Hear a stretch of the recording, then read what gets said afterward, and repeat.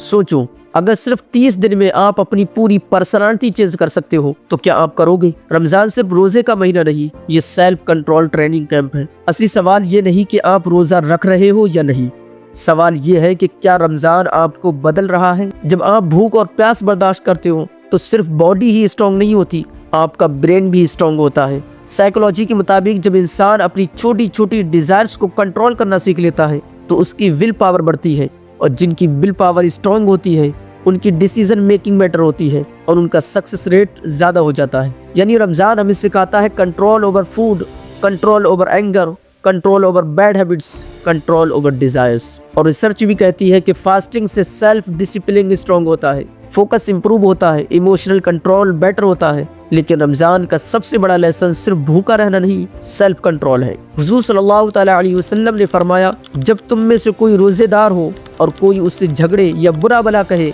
तो वो कहे अना स्वाइमुन, मैं रोजेदार हूँ। यानी रमजान हमें सिखाता है कि गुस्सा आया कंट्रोल कर लो, झगड़ने का मन हुआ कंट्रोल, बुरा बोलने का दिल किया कंट्रोल। इसका मतलब है अगर आप एक महीने के लिए अपने आप को कंट्रोल कर सकते हो तो आप अपनी पूरी लाइफ को कंट्रोल कर सकते हो। रमजान एक मैसेज देता है, आप जैसे चाहे वैसे खुद को बदल सकते हैं। तो इस रमजान सिर्फ भूख और प्यास से नहीं, अपनी आदतों से भी रोजा रखें।